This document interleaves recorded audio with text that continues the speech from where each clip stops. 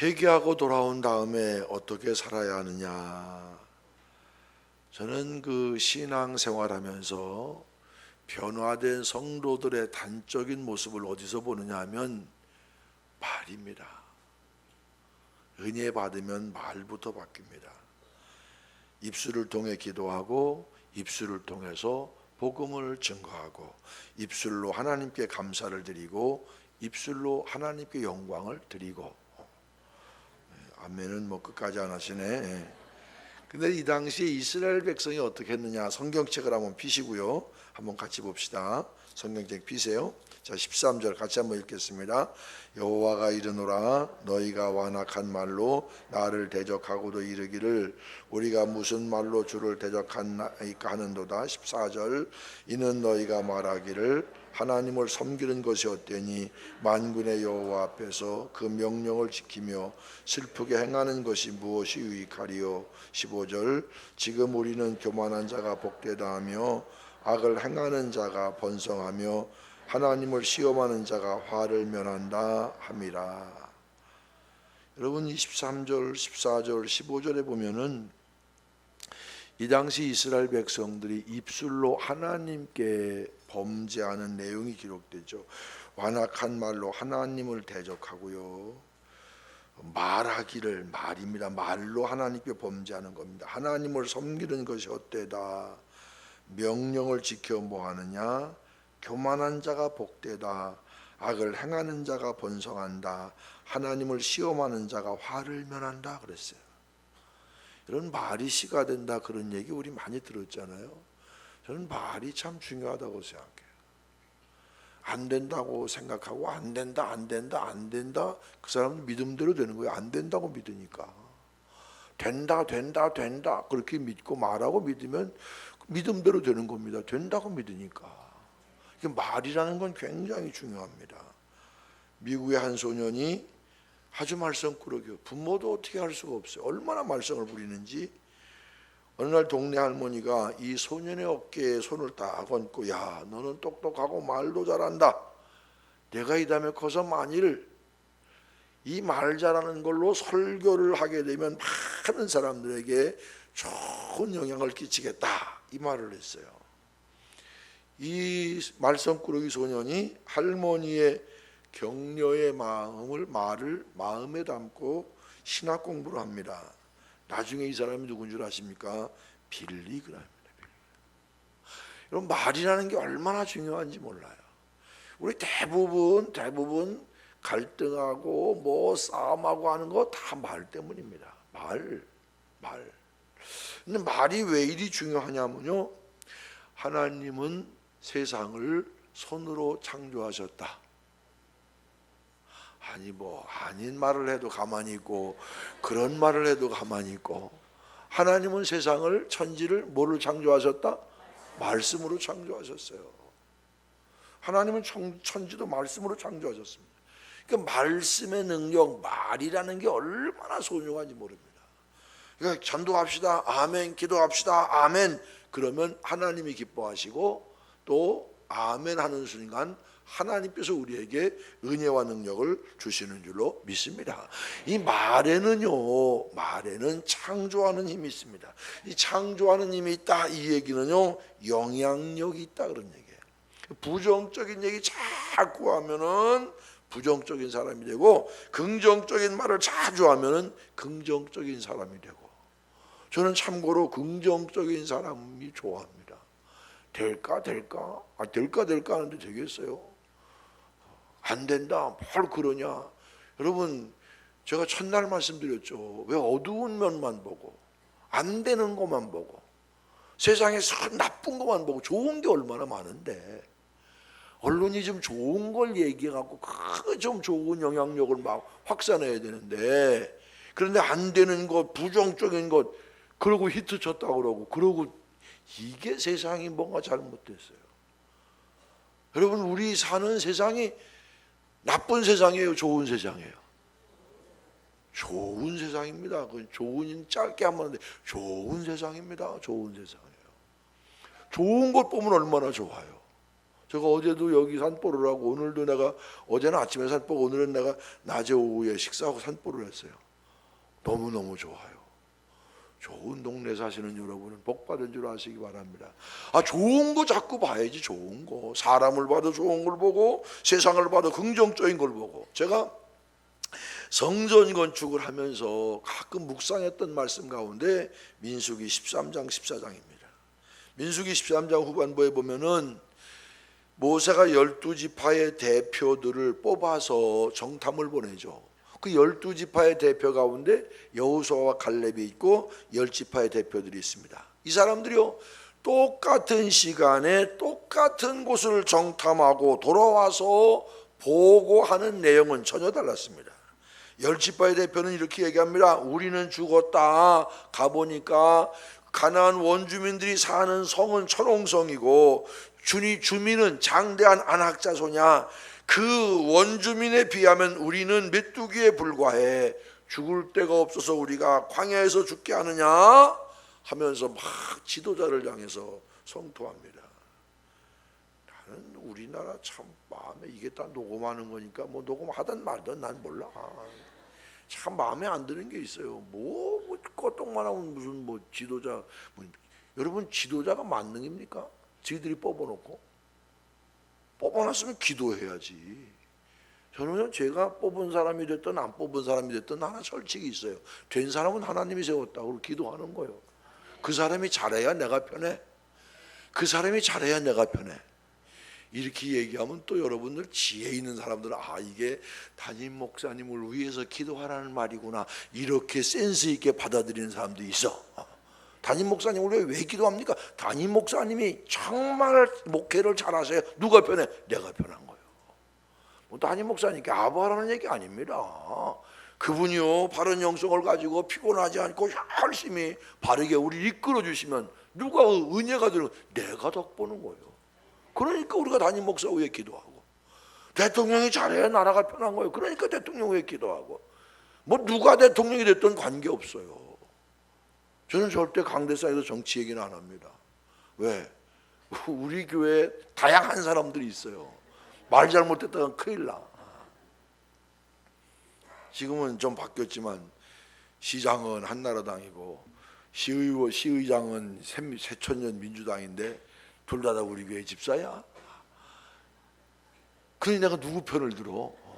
잘못했다가 내가 얻어 터지는데 난 절대 정치 얘기 안 해요. 또 강대상에서 정치 얘기는 별로 사실 하는 걸 별로 제가 좋아하지 않습니다. 제가 이 얘기하는 건 뭐냐면 저희들이 아우성치고 나오겠다고 그러고 나왔으면 그러면 갈 일이지. 우리가 죽을 데가 없어서 광야에서 죽게 하느냐? 제가 여러분 여쭤보고 좋은 소문이 잘 퍼져요? 나쁜 소문이 잘 퍼져요? 이 동네도 그러네. 우리 동네도 그래. 부정적인 말은요 큰 영향력이 있어요. 10지파의 대표가 우리가 죽을 데가 없어서 이런 광야에서 죽게 하느냐 객사하게 하느냐 그런 얘기입니다. 가보니까 성은 초롱성이고 원주민은 장대한 안악자손이고 우리가 어떻게 이겨? 부정적인 말합니다. 그러니까 왜 백성들이 다 거기에 그냥 넘어가잖아요. 이런 상황 가운데 여호수아와 갈렙은 이렇게 얘기합니다. 올라가자. 그들은 우리의 밥이다. 하나님은 그들에게서 떠나셨고 그 땅은 이미 우리에게 주신 약속의 땅이 아니냐. 하나님이 우리를 기뻐하시면 우리는 이긴다 그랬어요. 여러분 보이는 현상만 보는 게 아니에요. 우리 믿음의 영적인 안목이라는 게 뭐예요? 여러분 거울 보고요 이 껍데기 만지는 거 이건 껍데기 육적인 거예요. 거울 보면서 얼굴을 이렇게 다듬는 것처럼 주님 내 마음에 이 찌든 것도 내 마음에 먼지 낀 것도 얼굴 닦으며 깨끗이 닦아주시옵소서. 이렇게 기도하면서 화장하는 거 여자분들이 확률이 많아. 그렇게 해서 화장하면 그게 영적으로도 그게 영적인 사람이에요. 그게 영적인 사람이에요. 자, 보기에는 원주민이 대단한 것 같아 보여도 그래도 하나님께서 약속해 주셨고 하나님이 우리를 기뻐하시면 그러면 우리는 그 땅을 이긴다. 하나님은요, 그런데 보세요. 누구 말이 맞았어요? 여호수아와 갈렙 말이 맞았잖아요. 하나님은요, 긍정적인 말하는 사람을 통해서 역사하시고 긍정적인 말하는 사람을 통해서 열매 맺으심을 깨달으시기를 바랍니다. 하나님의 역사에도요, 부정적인 얘기하는 사람 너무너무 많아요. 너무너무 많아요. 여러분, 이스라엘 역사의 메인 라인은요, 누가 메인 라인입니까? 우리가 가면 반드시 패해. 그럴 수 있어요. 객관적으로 오면은 성은 철옹성일 수 있고, 그 군대들 그 전력 대단할 수 있어요. 객관적으로 오면 그럴 수 있어요. 신앙은 객관이 아닙니다. 신앙은 객관을 넘어서는 거예요. 상식을 무시하는 게 아니라 상식을 넘어서는 겁니다. 넘어서는 거예요. 그러나 여호수아와 갈렙은 그렇지 않았어요. 만일 요즘 같았으면 어떻게 쓸까요? 아마 국민 투표해가지고요, 안 된다 된다 이래가지고 아마 여호수아와 갈렙은 저기 아마 저 구퉁이에 가서 그냥 죄송해요, 쪽도 못 쓰고 있었을 거야. 아니잖아요. 하나님의 역사의 메인 라인, 어떤 사람은 하나님의 역사의 메인 라인 쓰냐? 긍정적이고 적극적이고 영적이고 하나님을 바라보고 하나님과 함께하고. 이제 마지막 때니까 조금 많네. 그런 사람을 하나님 들어 쓰시는 거예요. 여러분, 사무엘상 17장 보면요, 소년 다윗과 블레셋의 골리앗 싸움하는 게 나오잖아요. 이 다윗은 어려서 군대를 못 갔어요. 다윗의 형 가운데 몇 사람이 군대 갔어요? 3사람이 군대 갔어요. 요즘에는 뭐 이렇게 전선이 분명하지만 옛날엔 전선이 없잖아요. 전 내년에 우리 여기 교인들이 없으니까 하는 얘기인데, 내년에 저는 이 다윗이 하나님의 마음에 합한 사람, 그래서 다윗에 대해서 쫙 꿰뚫러 가지고 1년을 설교하려고 해요. 그래서 다음 주에 제가 목요일날 이스라엘 갑니다. 이스라엘 가서 다윗과 관계된 유적지에 대한 것, 지금 현재 남아있는 걸 다 한 열흘 동안 촬영해 갖고 와요. 주일날마다 좀 보여주고, 필요한 건 보여주고. 이 다윗이 사실 이스라엘 역사 가운데 대단한 사람 아닙니까? 이 다윗은 어려서 군대도 못 왔어요. 형 셋이 군대 갔는데 지금처럼 전선이 형성된 게 아닙니다. 아버지가 다윗에게 심부름을 보냅니다. 야, 다윗아, 형 셋 잘 있나? 싸움 잘 하나? 도망가지 않았나? 가서 살펴보고 오라. 문안하고 오라. 그렇게 얘기해요. 그래서 이제 아버지 심부름대로 사령관에게는 치즈 한 덩이, 그리고 이 형들에게는 볶은 이 양식을 갖다 주잖아요. 근데 마침 갔는데, 다윗이 문안하러 갔는데 한쪽에서 소리 지릅니다. 사울의 졸개들아, 나와 맞서 싸울 자를 내보내거라. 만일 그 자가 나를 이기면 우리 모두가 너희의 종이 될 것이고, 내가 그 자를 이기면 너희 모두가 우리의 종이 된다. 옛날에는요, 대장끼리 나와서 하는 게 있잖아요. 그런데 그 얘기를 듣고 아무도 사울왕 진영에서 골리앗과 더불어 싸울 사람이 없어요.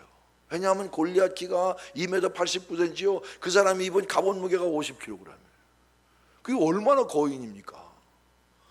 아니 2m 89cm라니까 아니 놀라는 시기라도 좀 해봐요. 얼마나 큰가. 제가 1m 74요.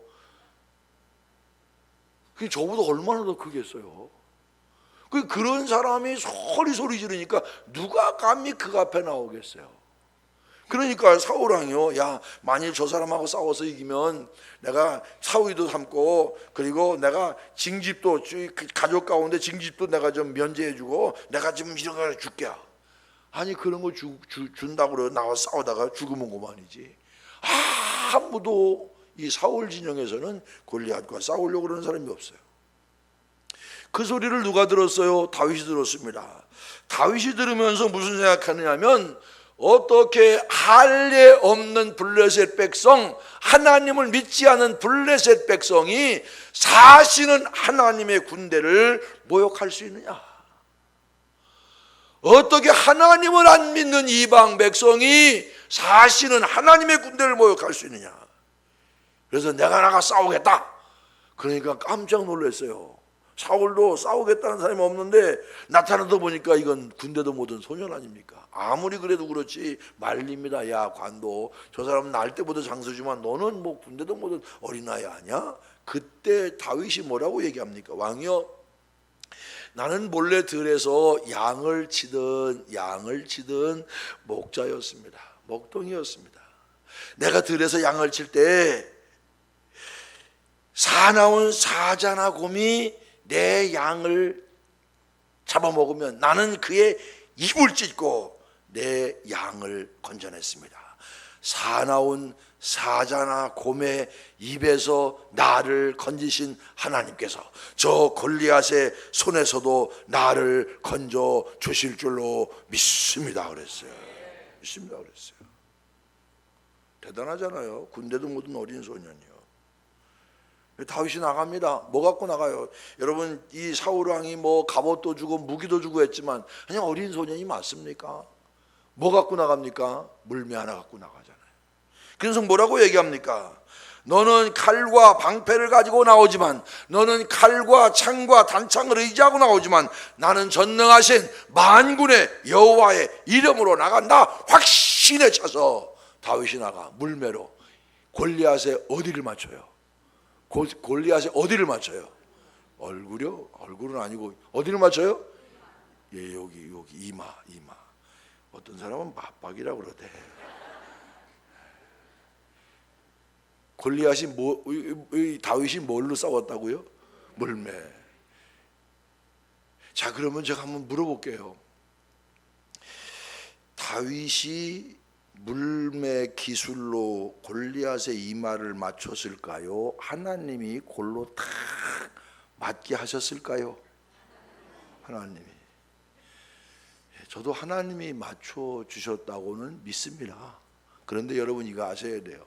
목자가 가지고 다니는 게 세 가지가 있습니다. 첫째는 지팡이를 가지고 다닙니다. 지팡이 끝이 이렇게 숙여져 있죠. 지팡이 끝은 이렇게 딱딱 목을 이렇게 해서 가까이에 있는 양을 컨트롤해요. 저는 지난해 사순절 새벽기도를 위해서 이 촬영을 갔다가 진짜 광야에 있는 양의 우리를 봤어요. 그다음에 지팡이를 어디에 쓰느냐면 양의 우리는 이렇게 조그만 돌로 벽을 쌓습니다. 그리고 입구에 요 지팡이를 이렇게 놓고 지팡이를 넘어가는 양을 보면은 목자는 이 양이 질병이 있구나, 영양이 부족하구나, 이런 걸 다 파악합니다. 그러니까 양에 대해서 얼마나 파악. 그다음에 두 번째 갖는 게 막대기입니다. 막대기. 주의 지팡이와 막대기가 나를 안위하시나이다. 막대기는 뭐냐면 이런 몽둥이에다가 뭘 했어요? 뭐 날카로운 그런 쇠 같은 걸 박아서 아주 가까이에 있는 그런 이 양은 이 막 지팡이로도 하지만 조금 떨어져 있는 양을 이 맹수가 공격해 오면 그때는 막대기를 쓰는 거예요. 막대기. 그런데 한 사람의 목자가 수십 마리 양을 하잖아요. 그러면 길이 멀잖아요. 그럼 멀리 있는 양을 공격할 때 그때 쓰는 게 뭐냐면 물매입니다. 물매. 자, 물매 한번 잘 던지면은 맹수를 격퇴할 수 있지만 물매가 빗나가면 양이 죽어요.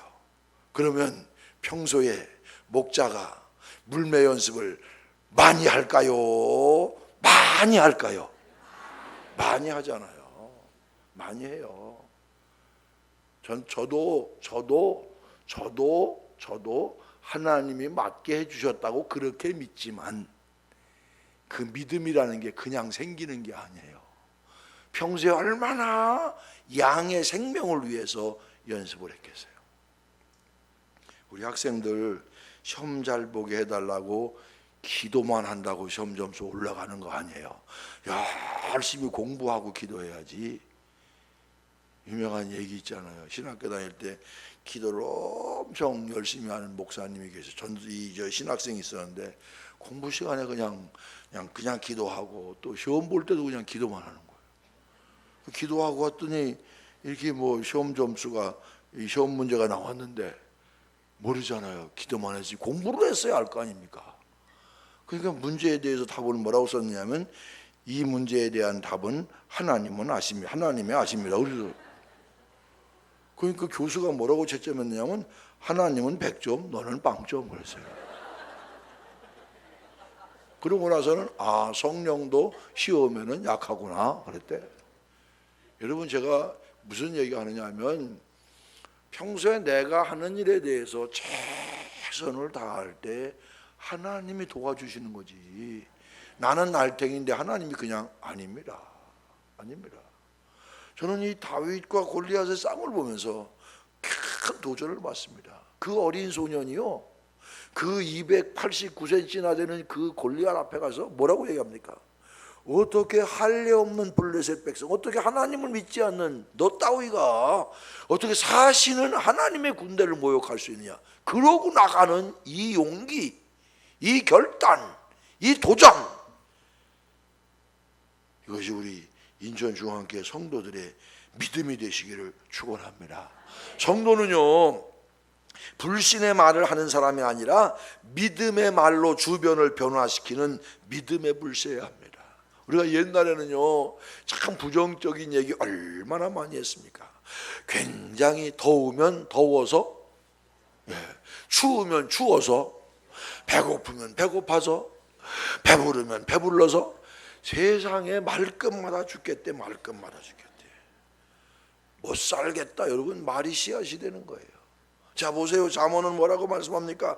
죽고 사는 것이 혀의 힘에 달렸나니 혀를 쓰기를 좋아하는 자는 혀의 열매를 먹으리라. 죽고 사는 것이 혀의 힘에 달렸다. 어떻게 말하느냐에 따라서 죽기도 하고 어떻게 말하느냐에 따라서 살기도 한다, 이 말씀입니다. 제가 지금 말씀드린 이 부분에 대해서는 역사 인식이라 해석이 다를 수 있습니다. 유대인들이 예수님을 십자가 못 박으면서 만일 내가 메시아면 메시아를 죽인 핏값을 우리 자손에게 돌려라, 자신 있게 얘기했습니다. 마태복음 7장 나오는 말씀이에요. 내가 메시아냐? 그렇다면 우리 자손에게 핏값을 돌려라, 큰 소리 쳤어요. 어떻게 됐습니까?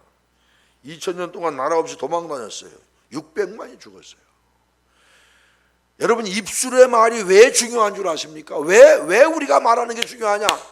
왜 우리 말하는 게 중요하냐? 우리 말은 다 누가 들어요? 하나님이 들어요. 하나님이 들으세요. 자, 16절 보세요. 그때에 여호와를 경외하는 자들이 비참하라며 여호와께서 그것을 분명히 들으시고. 그때에 뭡니까? 그때에 사람이 말하는 것 하나님이 들으세요. 사람이 한쪽에서는 하나님께 영광 돌리는 말하고 한쪽에서는 하나님께 비방하는, 그냥 말로 하나님께 범죄하고 있을 그때에 한쪽에서는 여호와를 경외하는 자들이 비참하라며 여호와께서 분명히 들으셨다. 우리의 모든 말은 누가 들으신다고요? 하나님이 들으셔요. 우리 성도가 이 생각하면서 신앙생활 했으면 좋겠어요. 그냥 해버리는 얘기 하지 마시고, 내가 하는 모든 말을 하나님이 들으신다. 그러니까 우리 성도들은 낙심될 때도, 화가 날 때도, 속상할 때도, 환난을 당할 때도, 어려울 때도 입술로 범죄하지 말아야 합니다. 말 조심하며 살아야 돼요. 여기 우리가 은혜 받았다는 것, 우리가 신앙생활 한다는 건 바로 말이 바뀌어야 된다는 얘기입니다. 말이 바뀌어야 돼요. 말 때문에 굉장히 기분 나쁠 때 많잖아요. 그러면 성도가 왜 불평하느냐? 그럼에도 불구하고 왜 성도들이 불평하고 불만할까? 왜 그럼에도 불구하고 성도들이 불평하고 불만하며 살까?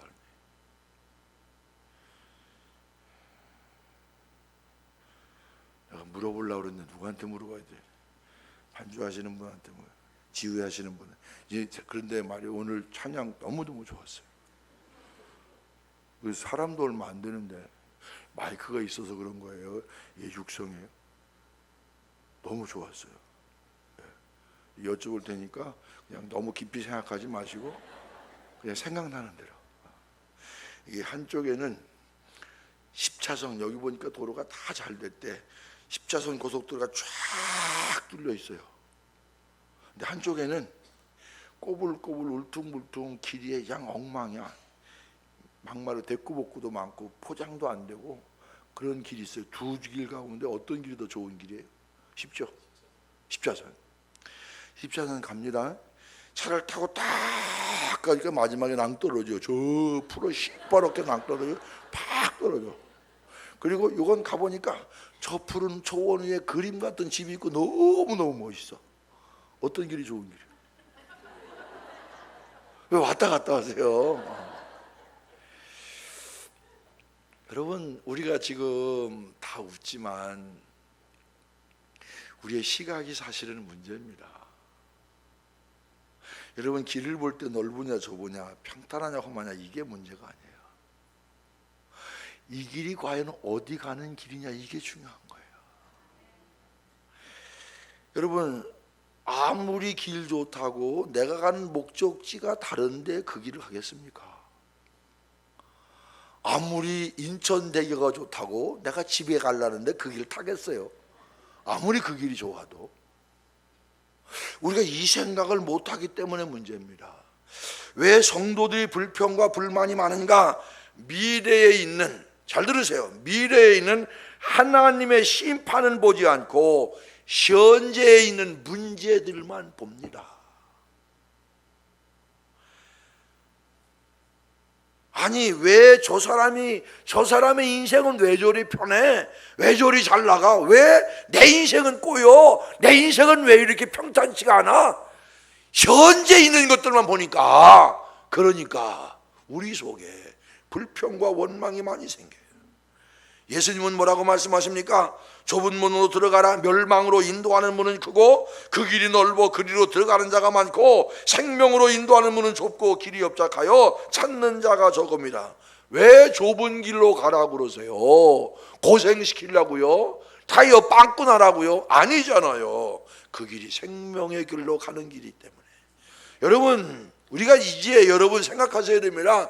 우리 인생을 살 때 현재만 보는 것이 아니라 미래를 분명히 볼 수 있는 눈이 여러분 가운데 열리시기를 바랍니다. 믿음이 있다고 하면서 이 세상의 삶이 다라고 여긴다면 이건 믿음이 아니에요. 꼬린 지점, 마지막 지점 비교해야 하는데 가는 길, 도착 지점 보지 않고 가는 길만, 지금 현재만 비교합니다. 길이 넓어 편하겠다. 저 사람은 평탄하고 부유하게 잘 사는데 나는 뭐야? 나는 왜 이 모양 이 꼴이야? 왜 이 모양 이 꼴이야? 진짜 비교할 것은 마지막 도착 지점입니다. 끝입니다. 우리는 현재만 봅니다. 내 길은 확 뚫린 십자선인데 내 길은 왜 자갈밭이냐? 내 길은 왜 비탈길이냐? 지금도 중요합니다. 그러나 더 중요한 것은 도착 지점입니다. 좁고 협착한 길이지만, 고생스럽고 힘든 길이지만 생명으로 가는 길, 천국으로 가는 길, 그 길을 우리가 택해야 될 줄로 믿습니다. 시편 73편 기자도 똑같은 문제로 낙심했습니다. 악한 부자의 형통을 보고 망해야 할 사람이 저렇게 잘 살아 기다려도 안 망해. 그래서 이렇게 얘기합니다. 나는 거의 넘어질 뻔하였고 나의 걸음이 미끄러질 뻔하였으니 이는 내가 악인의 형통함을 보고 오만한 자를 질투하였음이로다. 그들은 죽을 때에도 고통이 없고 그 힘이 강건하며 사람들이 당하는 고난이 그들에게는 없고 사람들이 당하는 재앙도 그들에게는 없나니. 악인에 대한 기대가 있습니다. 저렇게 악하게 살았으니 죽을 때라도 고생 지글지글 바글바글하게 죽어야 되는데, 그런데 죽을 때까지 별 그런 고생스러운 게 보이지가 않아. 재앙도 없고 시험도 없고 시련도 없고. 이거 되겠습니까? 그래서 내가 실족해서 미끄러질 뻔했다. 이게 바로 시편 74편 기자의 얘기입니다. 그런데 시편 73편의 결론은 뭡니까? 마지막 꼬린 지점에 가보니까 잘 나가던 사람이 황폐합니다. 졸지에 전멸합니다. 그들이 어찌하여 그리 갑자기 황폐되었는가? 놀랄 정도로 그들은 전멸하였나이다. 끝을 보니까 끝이 중요하구나. 하나님께 가까이함이 내게 복이라. 내가 주 여호와를 나의 피난처로 삼아 주의 모든 행적을 전파리이다. 하나님께 가까이함이 내게 복이라. 시작. 하나님께 가까이함이 내게 복이라. 하나님께 가까이, 하나님과 가까이 사는 것, 하나님을 믿고 사는 것, 끝까지 봐야 돼요. 끝까지. 나에게 복 중에 복이라, 그런 얘기입니다. 현재 내가 당하고 있는 어려움, 현재 내가 당하고 있는 이런 시련, 여러분 미래를 봐야 돼요. 미래. 제가 첫날 말씀드렸나요? 길게 봐야 된다. 길게. 너무 무슨 지금 당장 시험, 당장 이것 때문에 바글바글 그럴 거 없어요. 길게 봐야 돼요. 길게. 제가 어릴 때 동화책 가운데 왕자와 거지 이런 책이 있었어요. 혹시 왕자와 거지에 대한 이야기 아시나요?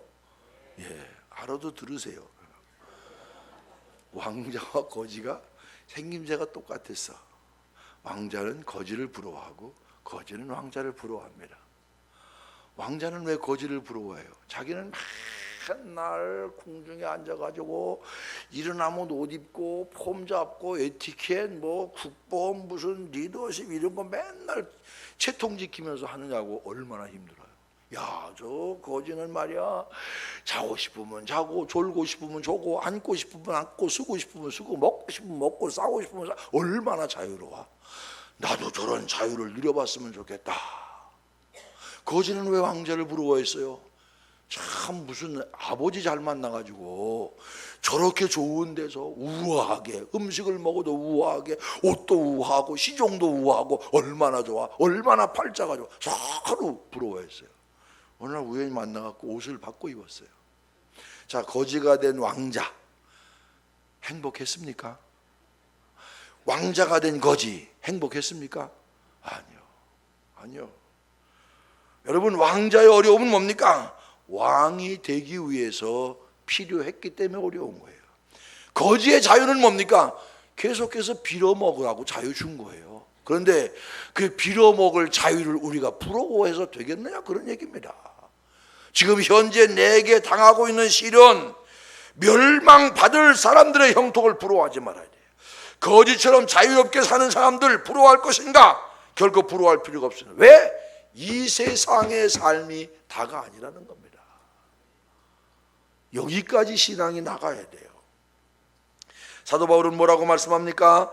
만일 그리스도 안에서 우리가 바라는 것이 다만 이 세상 삶뿐이면 모든 사람 가운데 우리가 더욱 불쌍한 자이리라. 이 세상의 삶이 다면 민던 성도만큼 불쌍한 사람이 어디 있겠느냐. 세상 사람들 놀고 세상 사람 즐길 때 우리는 교회 나와서 예배도 드리고 헌금도 드리고, 우리 김 목사님은 안 그러시지만 우리 교인들은 나한테 가끔 혼나요. 내가 막 야단쳐요.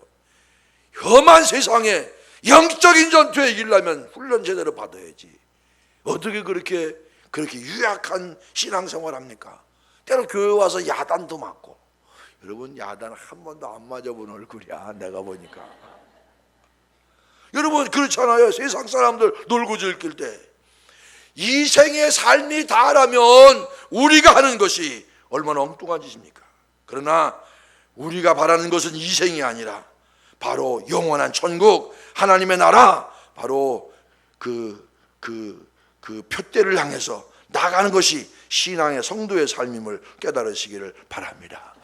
우리 신앙인 성도는요, 저는 이렇게 오래된 교회니까 장례도 많이 하잖아요.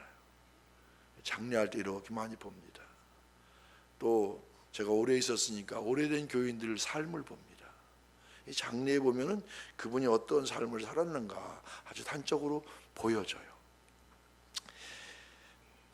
신앙인에게는 바로 내가 죽으면 눈만 뜨면 주님이 보이고 찬양이 들리고 하나님이 함께 하시는 그곳에 내가 영원히 거할 것이다, 이 확신이 우리에게 있어야 됩니다. 제가 1980년 10월 달에 처음으로 미국을 갔어요. 그해 8월 달인가 7월 달에 우리 담임 목사님 모시고 신방을 다녔는데, 저하고 참 그 학교 다닐 때 친했던 동기가 3명이 있어요. 한 사람은 누구라고 그러면 알 사람, 유명한 부흥사예요. 그가 얘기하지 않고, 한 친구는 벌써 죽었어요. 당뇨 앓고 죽었어요. 저 이 셋인데, 그 가운데 죽은 친구의 친구가 미국에서 이 친구한테 초청장을 보냈어요. 좋은 세미나가 있는데 초청장을 보내면서 요 친구하고 저하고 이름 셋을 넣어갖고 초청장을 보내줬어요. 담임 목사님한테, 목사님, 제가 미국 세미나 초청장을 받았는데 수석 한번 해볼까요? 그랬더니 그분이 뭐라냐면, 믿져야 본전인데 해봐 그러시더라고요. 밑져의 본전이라는 얘기는 미국 가기가 쉽다는 얘기예요, 어렵다는 얘기야? 어렵다는 얘기예요. 1980년도에는 여권이 자유화가 아니에요. 여행 자유화가 아니에요. 그러니까 목사가 여권을 받으려면 어떻게 해야 되느냐면 문공부의 종무실에서 사인을 받아가지고 외무부로 가야, 그래야 여권이 나올 때. 그러니까 여권 나오는 게 이게 보통 어려운 일이 아니에요. 그래 하루는 이제 제가 이렇게 이제 뭐 수속을 넣고 뭐 하는데 뭐 여권 나오리라는 보장이 없잖아요. 이렇게 있는데 우리 권사님 한 분이, 그분 나중에 장로님, 제약회사 하시던 분인데 나중에 장로 되고 지금 돌아가셨어요. 그분이 뭐라고 그러냐면, 목사님 요즘 뭐 기도 제목 있어요? 그러시더라고요. 네, 기도 제목 있어요. 사실은요, 제가요 미국 세미나 초청장을 받아갖고요, 내가 미국 한번 가보고 싶은데, 그런데 여권이 나올지 안 나올지 몰라가지고 지금 전전긍긍하고 있습니다. 이제 목사님, 기도는 목사님이 하시고요, 여권은 제가 한번 해볼 거야. 아니, 제약회사 하시는 권사님 무슨 여권입니까? 그랬더니 자기 아파트, 한신 아파트, 반포 한신 아파트 아래층에 이 종무실장이 산대. 근데 자기하고 호영호재한대. 그러니까 염려하지 마시라고. 그리고 이렇게 또 그 여권을 준다고 그러는 날 갔더니 나하고 또 그 친구는 진짜 초청장 받은 그 친구의 여권은 안 나온 거야. 그 옛날에는 또 있잖아요. 아유, 권사님 이게 어떻게 된 거예요? 진짜 나와야 될 사람이 안 나왔어요. 그랬더니 막 전화하고 그러더니 전원통신문, 그래갖고 바로 하니까 이 광화문 거기서 여권을 받았어요. 난 얼마나 무식했느냐면 여권만 받으면은 나는 미국 가는 줄 알았어. 그때 그날 바로 4시에 여권을 갖다 대사관에 넣었어요. 언제 나올지 알아야죠. 수요일 날 나와가지고 7시에 나와가지고 7시에 그걸 갖고서 이제 어딜 갑니까? 공항에 갔어요. 그래서 이 몸이요 1980년도에 처음으로 미국을 갔는데, 그때 탄 비행기가 노스웨스트 비행기입니다. 이 비행기를 탔는데요, 밤 12시가 되는데도 잠이 안 와. 왜 잠이 안 왔을까요? 너무너무 좋아서. 잠이 안 오는 거예요. 이게 잠이 안 오고 가만히 있는데 마음속에 무슨 생각이, 무슨 음성이 들리냐면, 야, 권 목사, 너 왜 잠을 못 자냐? 제가 지금 미국 가잖아요. 내가. 그래, 너 목사 맞냐? 예, 내가 정의원 목사입니다. 그래, 너 미국 간다고 흥분해서 잠을 못 잔다면 천국을 생각하면서 얼마나 흥분하고 잠 못 잔 적이 있냐? 그렇게 물으셨어요. 참 그 깨달음이 오는데 너무너무 창피하고 부끄러워서, 옆 사람은 모르지만 제가 의자에 앉았다가 바닥에 무릎을 꿇고 하나님 기도했어요. 하나님, 오늘 이 마음, 이 생각이 평생 내 마음 속에서 떠나지, 식어지지 않게 주께서 붙들어 주시기를 원합니다. 여러분, 천국 생각하면 가슴이 뛰어야 정상입니다. 여러분, 장차 주실 하나님 영광에 대한 확신이 있다면 힘이 넘치고 낙심하지 말아야 됩니다. 생각하건대 현재의 고난은 장차 우리에게 나타날 영광과 비교할 수 없다, 그런 얘기예요. 옛날에는 미국 가려면 배 타고 갔잖아요. 할머니가요 막 이렇게 파도가 치는데도 그냥 다른 사람들은 다 죽겠다고 난리인데 이 할머니는 끄떡 안 하더래요. 그 파도가 잡는데, 아니 할머니 무섭지도 않아요? 안 무서워요. 아니 죽을지도 모르는데 무섭지도 않아요? 아니 난 죽으면요, 살면 나는 샌프란시스코에 있는 딸 만나고, 죽으면 나는 먼저 간 영감 만나는데, 이래도 좋은 사람 만나고 저래도 좋은 만나, 뭘 내가 걱정합니까? 여러분, 이게 얼마나 사실은 오래 이게 정제된 그런 신앙입니까? 많은 성도들은요 부자의 형통을 부러워합니다. 악인의 형통을 보고 낙심합니다. 왜? 미래에 대한 비전이 없기 때문에. 하늘나라에 대한 소망이 분명하면 낙심의 문제, 원망의 문제 해결할 수 있습니다. 제가 미국 가보니까요 다 낡은 차가 하나 가더라고요. 낡은 차를 여기 말로는 뭐라고 그래요? 우리 동네 한 소리가 있는데 여기는 뭐라고 그래요? 이거 똑같네. 예. 아주 그냥 마우프라도 다 사고, 그냥 뒤에 범퍼도 다 사갔는데 그 뒤에 스티커가 하나 붙어 있어요. 뭐라고 붙어있느냐면 나는 차가 한 대 더 있는데 그 차는 벤츠다 하고 쫙 가는 거예요. 나는 그 사람이 진짜 벤츠가 있는지 없는지 모르지만 그 낡은 똥차 타고 쫙 가는 걸 보면서 깨달은 게 있어요. 깨달은 게 그렇구나.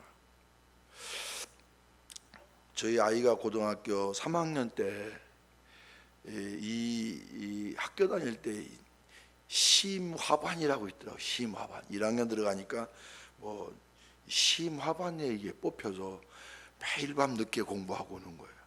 이 심화반이 뭔지 난 잘 모르겠는데 하여간 그 이제 학교 아침에 옛날에는 어머니 아버지 학교 다녀오겠습니다 그랬잖아요. 근데 요즘에는 선생님 집에 다녀오겠습니다. 그런데 왜 학교에 있는 시간이 많으니까.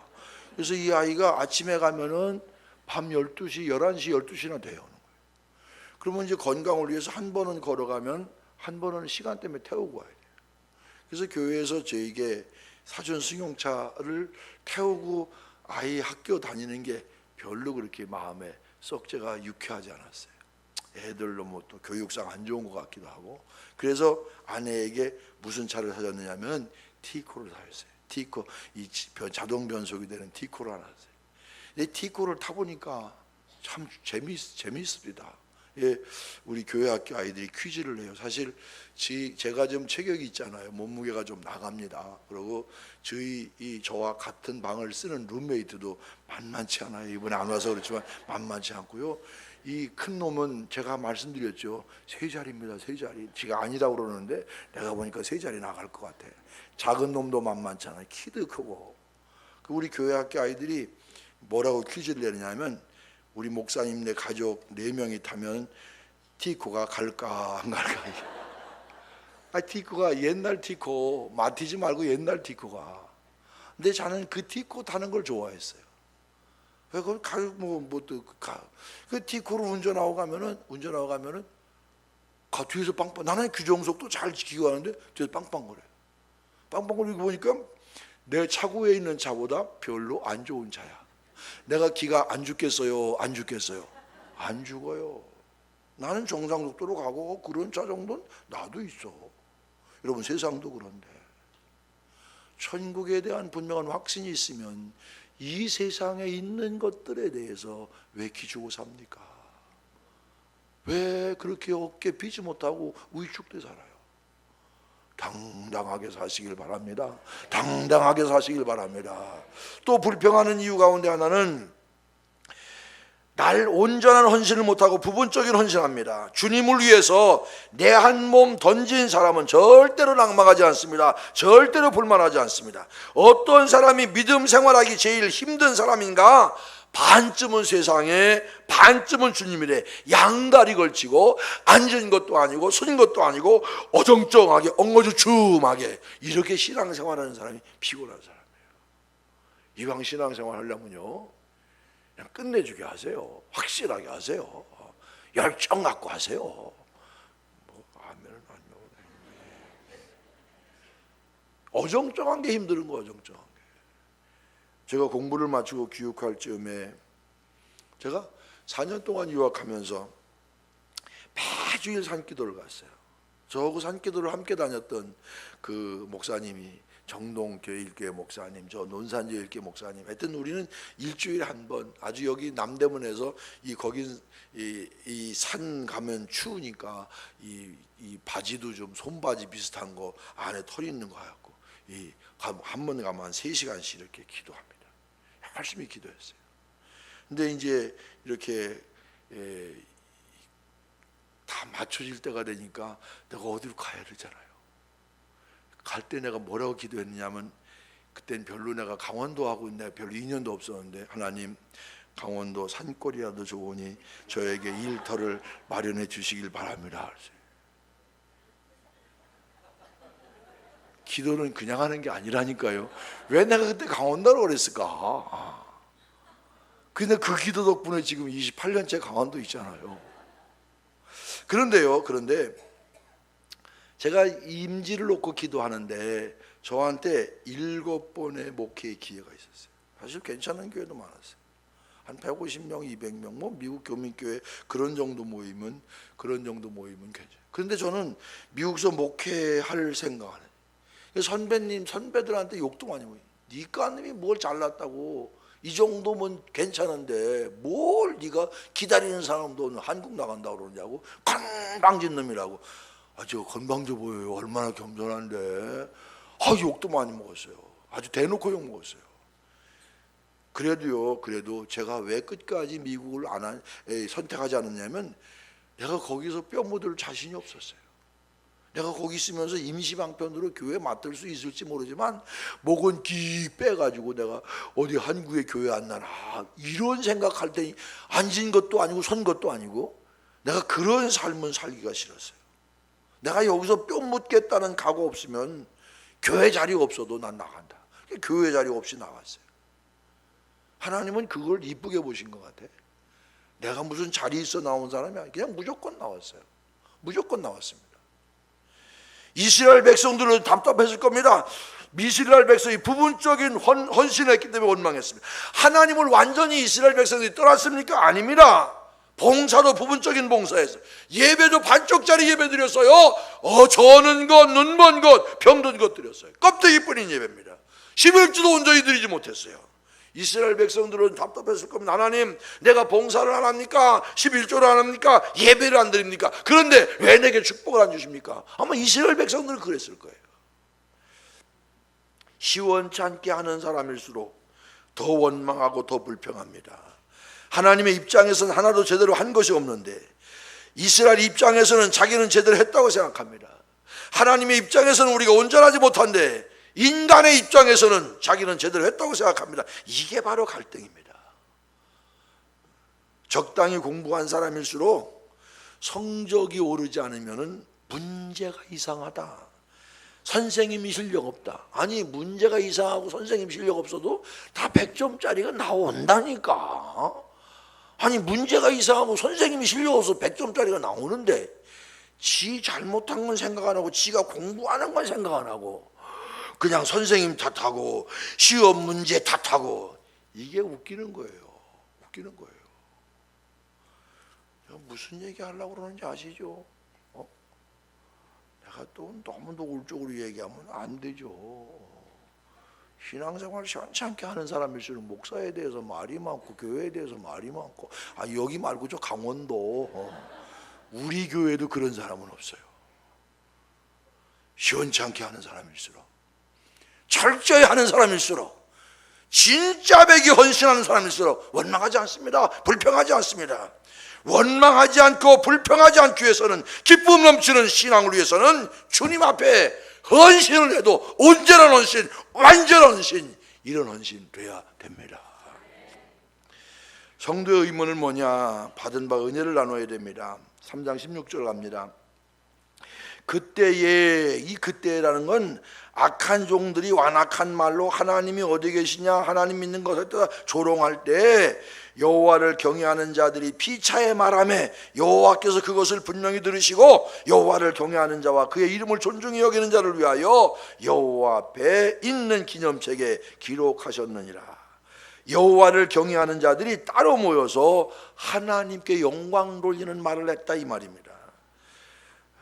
그랬더니 여호와께 들으시고 여호와를 경외하는 자, 그 이름을 존중히 생각하는 자를 기념책에 기록하시. 기념책이 뭡니까? 하나님 심판의 기준이 될, 근거가 될 책에 기록하셨다 그러니. 그 보세요. 한편에서는 하나님 조롱할 때, 한편에서는 하나님께 영광 돌리는. 하나님 참 좋으십니다. 하나님 은혜 감사합니다. 하나님의 선한 역사 기대합니다. 하나님에 대해서 좋은 얘기 자꾸 하고, 한쪽에서는 뭐 하나님 믿어 뭐 하느냐, 뭐 교만한 자가 잘 되고 뭐 이딴 얘기하니까 하나님이 어떤 사람을 돌보시겠습니까? 여러분, 여기서 우리가 깨달아야 될 지혜가 있어요. 우리는 입을 열면 긍정적인 얘기뿐만 아니라 하나님이 듣고 기뻐하실 말씀, 이건 하나님께 아부해도 괜찮아. 하나님이 듣고 좋아하실 말씀, 하나님 감사합니다, 하나님 감사합니다. 여러분, 마음에 감사가 없는 사람은 한번 해보세요. 나도 그렇게 해봤어요. 감사합니다 소리 하나님 감사하면서 100번만 해보세요. 눈에서 눈물이 안 나오나. 정말 하나님 감사합니다. 하나님 감사합니다. 내 인생 생각해 보면 내가 참 불안하고 어렵고 두려울 때 내가 시간 지나서 내가 염려했던 것 한 번도 내 앞에 일어나지 않았어요. 하나님이 붙들어 인도하시고 하나님이 선한 길로 인도하시고 하나님 앞에 바로 서려고 애를 쓰고 몸부림칠 때마다 그가 좋은 하나님이신데 그 좋은 하나님, 좋으신 하나님 찬양만 그렇게 부를 것이 아니라 정말 하나님에 대한 감사, 하나님에 대한 존경, 하나님에 대한 기쁨, 하나님에 대한 영광 이걸 자꾸 표현하면 하나님이 그 소리를 들으신다 이 얘기입니다. 하나님의 말씀은 그러므로 듣는데 그치지 말고 우리 입술의 대화의 주제가 되어야 됩니다. 직장에서도 이웃과 교제하면서 학교에서 내게 역사하신 그 하나님, 나를 만나주신 하나님, 그 하나님에 대해서 하나님께 받은 은혜에 대해서 자꾸 얘기하면 이게 바로 전도 아닙니까? 삶 생활 속에서 예수님 얘기, 하나님 얘기 얼마나 합니까? 입만 열면 어느 식당 가면 맛있어, 어디가 세일해, 드라마 뭐가 좋아, 이런 얘기가 아니고 하나님이 나를 사랑하십니다. 하나님이 역사하십니다. 하나님이 내게 말씀하셨습니다. 하나님이 나를 인도하십니다. 신명기에 보면은 쉐마라고 그러죠. 오늘 내가 네게 명하는 이 말씀을 너는 마음에 새기고 내 자녀에게 부지런히 가르치며 집에 앉았을 때든지 길을 갈 때든지 누웠을 때든지 일어날 때든지 이 말씀을 강론할 것입니다. 이 말씀이 뭡니까? 마음과 뜻과 정성을 다하여 하나님을 사랑하라. 이 말씀을 항상 증거하라. 항상 대화의 주제로 삼으라 그런 얘기입니다. 하나님의 얘기 잊혀졌다가 교회 와서 생각나면 곤란한 거예요. 우리 입만 열면 하나님이 축복해 주셨습니다. 하나님이 인도해 주셨습니다. 정말 이제 저도 은퇴가 많이 안 남았으니까 아내와 둘이 앉아서 가끔 지나온 날들을 돌아봅니다. 참 어렵고 힘들었지만 그래도 하나님이 유학생활도 참 어렵고 힘들게 했어요. 뭐 나를 후원해 줄 사람도 없고, 그래서 저는 학교에 일주일에 3시간씩 매일 가서 일하고 제가 안 해본 게 없어요. 화장실 청소 다 했어요. 여러분 잔디 깎는 거 제가 다 했어요. 다 3시간씩 해요. 1시간에 4불짜리. 그거 갖고 모자라서 아내는 몰래 세탁소에 가서 다리미질합니다. 그거 프레셔 얼마나 무거워요. 땀 팔팔 흘리면서. 그런데 지금 생각해 보니까 내가 누가 도와준 거 안 받고 내가 산 게 얼마나 감사한지 몰라. 내가 기죽을 필요 없잖아요. 감사하잖아요. 참 지나온 날들 보러오면 얼마나 감사한지. 하나님의 은혜에 감사해요. 안 믿는 집에서 목사로 부르셔서 참 이거 뭐 날탕 아닙니까? 날탕. 거칠고 다듬어지지 않는 사람, 그래도 하나님이 붙들어 쓰시는데 얼마나 감사해요. 이렇게 맨날 감사하니까 하나님이 나에게 감사할 걸 더 많이 주시고 은혜도 주시고 마음의 평안도 주시고. 우리가 부부간에 앉아서도 여기까지 인도하신 하나님 이 얘기는 뭐냐면요, 이제까지 살아온 삶을 내 힘으로 살아온 것이 아니라 내 지혜로 살아온 것이 아니라 하나님이 인도해 주셨으니까 여기까지 인도하신 하나님 앞으로도 인도해 주실 줄로 믿습니다.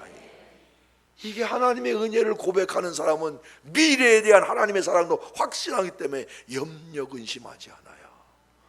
내가 질병에 걸렸든 내가 가정에 시련이 왔든 우리가 맨 마지막은 만나러 갑니다. 누굴 만나러 가요? 주님 만나러 가잖아요. 하나님 얘기 입술을 통해서 자꾸 받은 바 은혜를 나누고, 받은 바 은혜를 나누는 것, 이 간증 아닙니까? 받은 바 은혜를 자꾸 나눠요. 하나님이 이렇게 나는 하나님이 이렇게 은혜를 주셨어. 하나님이 인도하셨어. 그럴 때 하나님께서는 우리가 그분에게 영광 돌리는 모든 얘기를 누가 들으신다고요? 하나님 들으셔요. 여러분, 남이 나를 모르는 사람이 나를 칭찬하는 얘기를 우연히 들을 때 기분 좋아요. 제가 춘천 간 지 6개월 됐을 때인데 한 번은 아내가 와서 저한테 그런 얘기를 해요. 여보, 당신 나한테 오늘 한 통 내. 그래서 외환동네. 그랬더니 자기가 지금은 디지털 카메라지 그때는 이 프린팅하는 거잖아요. 이 인화하는. 그 필름을 갖다 맡겨서 인화하는 그 DP점이 있었는데 지금 있는지 모르겠어요. 할렐루야 DP점. 그러니까 이게 주인이 예수를 믿는 사람이에요. 믿는 사람이에요. 믿는 사람이에요.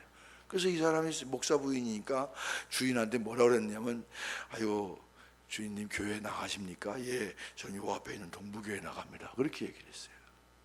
그러니까 손님이 교회 나가느냐고 물었으니까 이 주인도 손님에 대해서 예의가 있어야 되잖아요. 손님도 교회 나가십니까? 그러니까 예, 저는 저 위에 있는 춘천중앙감리교회 나갑니다. 그렇게 얘기를 했어요.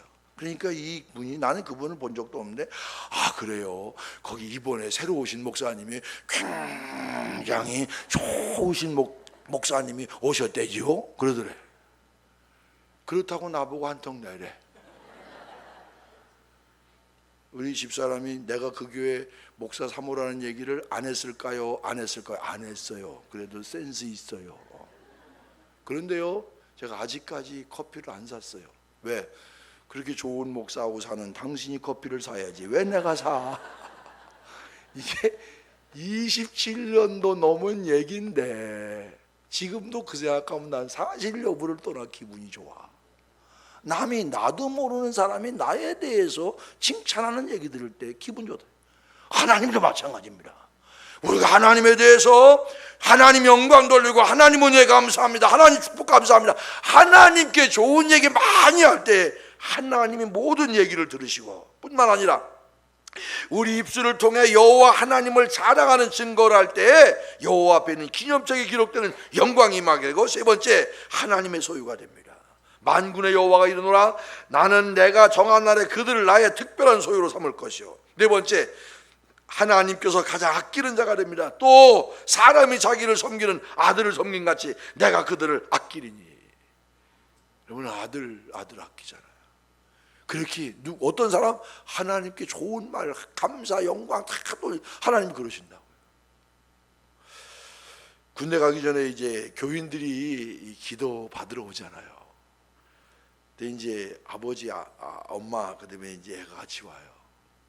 기도를 제가 하잖아요. 엄마가 울까요? 아빠가 울까요? 엄마가 울까요? 아빠가 울까요? 내가 엄마가 우는 건 이해가 되는데 아빠가 우는 사람도 있더라고요. 그래서 제가 핀찬을 줬어요. 아니 권사님 군대 안 갔다 왔어요. 뭐 애가 죽으러 가요. 왜 울어요? 아, 왜 이렇게 울어요? 그렇게 야단을 했어요. 그런데 우리 집 애가 커가지고 군대를 갔어요. 제가 큰아이가 입대할 때 3주 동안 미국에 예배갱신 세미나가 있어, 좋은 세미나가 있어서 군대 입대하는 걸 못 보고 갔어요. 지금은 뭐 핸드폰이 잘 되니까 전화가 얼마나 좋아요. 그때는 시간 맞추고 전화가 이거 얼마나, 매일 그 어려운 때 한 번씩 전화가 그랬어요. 전화만 받으면 우리 집사람이 울어요. 애 이름, 누가 애 이름만 부르면 돼요. 그래서 이제 안 됐다 그러는데 돌아와서 제가, 우리 춘천에 군인들이 가끔 휴가 나오잖아요. 그러면 나는 전혀 본 적도 없는데 괜히 빨리 가고, 며칠 나왔어요? 휴가 나왔어요? 어디 근무하세요? 맨날 그래, 맨날. 누구 생각나가지고, 누구 생각나고, 군대가 나와도 생각나고. 내가 그때 많이 회개하고, 그 다음부터 아들 군대 간다고 와서 기도하면서 우는 권사님 한 번도 야단 안 치고, 기도도 곱빼기로 하고. 여러분, 남의 아들이 아니라 내 아들이니까 하나님이 우리를 그렇게 귀히 여기신다, 그런 얘기입니다. 하나님께서 가장 아끼는 사람은 누굽니까? 부자입니까? 건강한 사람입니까? 지혜 있는, 아닙니다. 입만 열면 하나님 자랑하고 입만 열면 예수님 자랑하는 그런 사람을 하나님이 가장 사랑하시고 가장 아껴주시는 줄로 믿습니다. 에베소서는 말씀합니다. 무릇 더러운 말은 너 입 밖에도 내지 말고 오직 덕을 세우는 데 소용되는 대로 선한 말을 하여 듣는 자들에게 은혜를 끼치게 하라. 입만 열면 흉보고, 입만 열면 욕하고, 입만 열면 헐뜯고, 아니고 입만 열면 듣는 사람이 은혜 되는 말, 내 말 듣는 자가 언제든지 은혜 받는 말, 은혜 받을 말, 이런 말만 해야 된다, 그런 얘기입니다. 성 어거스틴이 얘기합니다. 식탁 앞에 이런 말을 써놨어요. 다른 사람을 비방하는 사람, 이 식탁에 앉을 자격 없습니다. 욕을 먹으며 밥을 먹으며 욕을 반찬 삼아 그렇게 하는 사람이 이 자리에 앉을 자격이 없습니다. 뭡니까? 감사와 믿음과 확신의 삶. 특별히 지도자들은 더욱더 입술로 하나님께 영광 돌리는 삶이 되시기를 바랍니다. 그래야 기념책이 기록되고 마지막 심판에서 패스가 됩니다. 자, 마지막으로 갑니다. 기독교의 역사관은 직선적입니다. 창조가 있으면은 반드시 심판이 있습니다. 알파와 오메가입니다. 성경은 창세기의 창조가 확실한 것처럼 분명히 심판도 확실한데 말라기 4장이 바로 예수님이 심판주로 오신다, 요걸 증거합니다. 의로운 해가 떠오른다, 그게 바로 예수님을 의미합니다. 자, 이 태양은요 양면성이 있습니다. 중동의 태양은 풀이 바짝바짝 마르고 불을 붙게도 하지만, 그러나 이 태양은 태양이 없으면 우리가 더 살 수가 없습니다. 자, 1절 같이 보겠습니다. 1절 4장 1절입니다. 성경책 피세요. 같이 읽으세요. 시작. 만군의 여호와가 이르노라, 보라 영광로 불 같은 날이 이르리니 교만한 자와 악을 행하는 자는 지푸라기 같을 것이라. 그 이르는 날에 그들을 살라 그 뿌리와 가지를 남기지 아니할 것이로되. 여러분, 태양이 떠올라서 어떤 자, 교만한 자, 악을 행하는 자, 그런 사람들은 불로 심판하신다. 태양 대신 예수께서 심판주로 오신다, 이 얘기입니다. 그런데 동일한 태양이 2절은 반대입니다. 2절 같이 읽겠습니다. 시작. 내 이름을 경외하는 너희에게는 공의로운 해가 떠올라서 치료하는 광선을 비추리니 너희가 나가서 애양간에서 나온 송아지같이 뛰리라. 악을 행하는 자, 교만한 자에게는 똑같은 태양이 불사르는 심판이지만, 그러나 여호와를 경외하는 자에게는 치료하는 광선이라는 거예요. 치료하는 광선. 여러분, 햇빛 받지 못하면 태양이 참 중요합니다. 우울증 걸린 사람들은 거의 태양을 잘 보지 않아요. 어두운 방에서 나오려고 그러지 않습니다. 그런데 마음이 우울할 때 2-3시간 정도 태양 아래 거닐면은 마음이 밝아집니다. 저는 지금은 뭐 별로 그런 걸 아니고, 옛날에 TV 보면은 그 유럽 사람들이 아무 데서나 훌렁훌렁 벗고 일광욕 하는 거 이렇게 보여줄 때가 있었어요. 난 그래서 전 족속이 야만족이라 저렇게 아주 그냥 도덕도 없고 예의도 없고 그냥 순 그렇다. 내가 속으로는 지금 상놈 그러려다가 안 그런 거예요. 순 그렇다 그러는데 유럽 가보니까 그게 아니에요. 제가 독일 한 번 가본 건 아니지만 독일 갔을 때 안내하던 비가 부슬부슬 내리니까 뛰어요. 목사님, 이런 정도의 띄우면 우린 맨날 뛰어야 돼요. 1년에 햇빛 보는 날이 50일 정도밖에. 어딜 가보니까 인공 햇빛 그래갖고 밝은 별의별 거 다 해놨더라고요. 그러니까 제가 독일을 참 좋아하는데 독일을 싫어하는 것 가운데 하나 기후입니다. 음습합니다. 그러니까 그런 데 사는 사람이 정신질환이 많아요. 야만족이라 그런 게 아니라 햇빛 보는 날이 1년에 50일 미만이에요. 여러분, 정신질환자들이 많아요. 근데 햇빛이 쨍쨍 내리지. 그러니까 한국 태어난 것도 얼마나 감사해요. 한국 태어난 것도. 이렇게 사계절이 있는 것도 좋은 거예요. 여러분, 사계절 없어 맨날 더운 데 사는 사람, 아이고 그거 나같이 땀 많이 흘리는 사람 딱 질색이야. 우리 같이 이런 좋은 그런 이 환경 속에 자라면서 뭘 그렇게 불평을 합니까? 뭘 그렇게 불평불만이 많아요? 여러분, 불평불만하는 사람은 아무리 많이 가져도 행복하지 않아요. 감사가 행복이다 그랬죠. 근데 태양은 누구냐 하면 예수 그리스도입니다. 예수 그리스도는 악한 자, 교만한 자에게는 심판해 주지만 여호와를 경외하고 입만 열면 하나님께 감사와 영광 돌리는 그런 사람에게는 바로 구원해 줍니다. 양면성이 있다 그런 얘기입니다. 자, 그러면 3절로 갑니다. 3절 같이 읽겠습니다. 시작. 또 너희가 악인을 밟을 것이니 그들이 다 내 정한 날에 너희 발바닥 밑에 재화가 되리라. 만군의 여호와의 말이냐. 마지막 때에 악인은 다 망한다 이 얘기입니다. 여호와를 경외하는 자 치료하는 광선을 발해서 애양간에서 나온 송아지같이 뛰게 한다, 승리한다, 그런 얘기입니다. 자, 구약의 마지막 메시지가 4절, 5절, 6절에 나옵니다. 자, 4절 보겠습니다. 4절 시작. 너희는 내가 호렙에서 온 이스라엘을 위하여 내 종 모세에게 명령한 법 곧 율례와 법도를 뭐 어떻게 하라고요? 다 같이 큰 목소리로 뭐라고요? 기억하라, 기억하라, 기억하라, 기억하라, 기억하라. 이게 무슨 말씀이냐면 하나님을 기억하라, 말씀을 기억하라, 그런 얘기입니다. 신명기에 제일 많이 나오는 단어 가운데 하나가 기억하랍니다. 여러분, 문제가 생길 때마다 머릿속에 하나님이 기억되고 말씀이 기억되면 이미 문제는 해결되기 시작하는 겁니다. 그러니까 언제나 말씀을 기억하고 언제나 하나님을 기억해야 돼요. 그런데 여러분, 어떤 말씀이 기억될까요? 읽어본 말씀이 기억되는 거예요. 그러니까 평소에 우리가 성경을 많이 읽어야 돼요.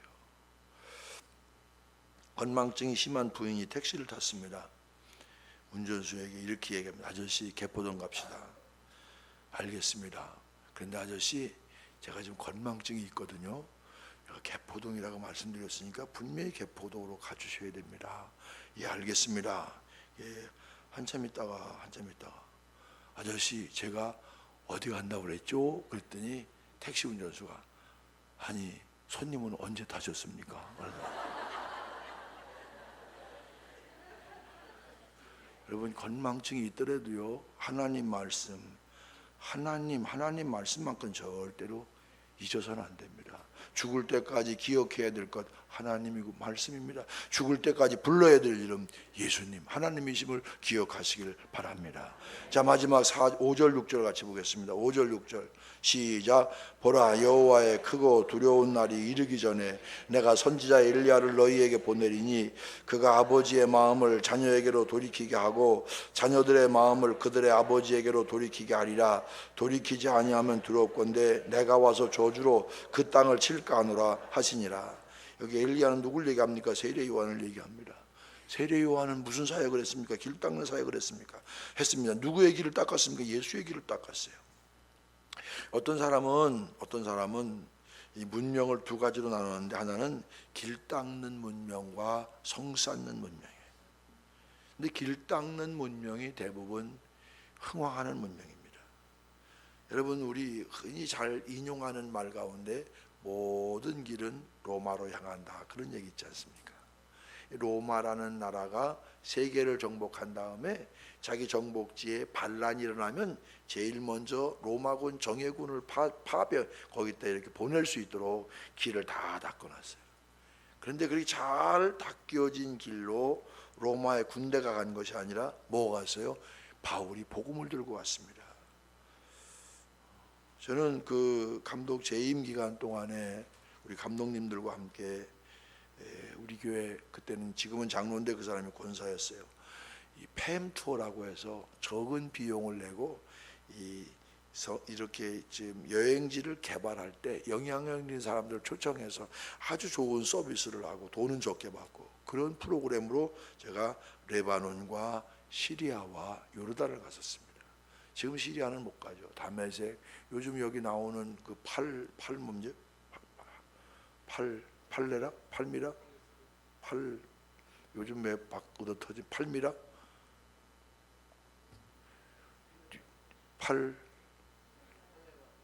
아니 그게 아니고, 왜 요즘 그 IS가 왜 그 시리아에 유적 파괴하는 데 있잖아요. 팔미라, 예, 거기도 가봤어요. 다메섹도 가보고요.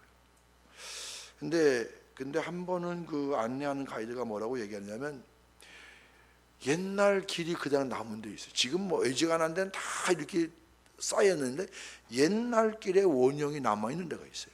그래서 뭐라고 얘기하냐면, 옛날에 사도 바울이 이 길을 아마도 가죽 신을 신고 걸었을 겁니다. 그래서 제가 그 길을 한번, 하나님, 바울의 영성을 제게 좀 느끼게 해주십시오 하고 그 길을 한번 걸어봤어요. 그 길이라는 건 여러분, 미국도 동서대륙, 횡단, 철도, 고속도로 길 뚫릴 때 뭐가 가느냐면 문명이 갑니다. 근데 쇠퇴하는 문명이, 성 쌓는 문명은 뭐냐면 자기 방어를 위해 성을 쌓습니다. 근데 처음에는 자기 방어를 위해 성을 쌓는데 나중에는 자기 자신도 그 성에 갇혀요. 성을 통해서 세상을 바라봅니다. 그러니까 이런 문명은 별로 발전한 문명이 아니에요. 근데 교회도 마찬가지입니다. 길 닦는 교회가 있는가 하면 성 쌓는 교회가 있어요. 성 쌓는 교회는 뭡니까? 자기 보존, 자기 유지에만 관심이 있습니다. 내 교회 관리하고 내 교회 유지하고. 그런데 길을 닦는 교회는 어떤 교회냐? 바로 남을 돕고 같이 살아야죠. 같이 살아야죠. 우리 이 교회도 복지관을 운영하지만 저희 교회도 복지관을 운영하고 저희는 사실 좀 많이 도우려고 많이 애를 써요. 사회, 구제, 또 국제적인 문제 할 수만 있으면 도와요. 사실 가보면요 어려운 게 너무 많아요. 수리하는 것, 병든 목회자, 1년에 그런 데로 나가는 게 사실 적은 돈이 아니에요. 이게 사실 목회자도 그렇지만 교회 중직들이 마음이 열렸으니까 그렇지. 왜 우리 교회 그거 안 하고 우리 교회라고 뭐 돈 쓸 데 없겠습니까? 그래도 교회가 그렇게 혼신의 힘을 다해 할 때 하나님이 채워주시는 건 하나님이 채워주세요. 하나님이 인도해 주세요. 오늘 말씀 정리합니다. 2분 지났네요. 성도 여러분, 구원받은 성도는 말이 바뀌어야 돼요. 입술로 하나님께 영광 돌리는 말만, 듣는 자가 은혜 받는 말만 하시기를 바랍니다. 천국에 대한 확신을 가지고 현재 내가 질병이 있든 자녀의 문제가 있든 무슨 문제가 있든 거기에 빠지지 마세요.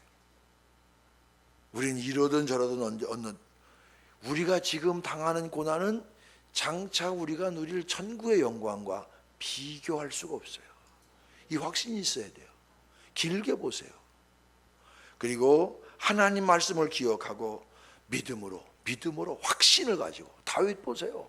어린 소년이었지만 어떻게 할례 없는 블레셋 백성이 사실은 하나님의 군대한테 저렇게 깜짝거립니까? 말도 안 되는 일입니다. 당당하게 뭐 믿고? 하나님 믿고 당당하게 우리가 설 때 책임은 하나님이 져 주실 줄로 믿습니다.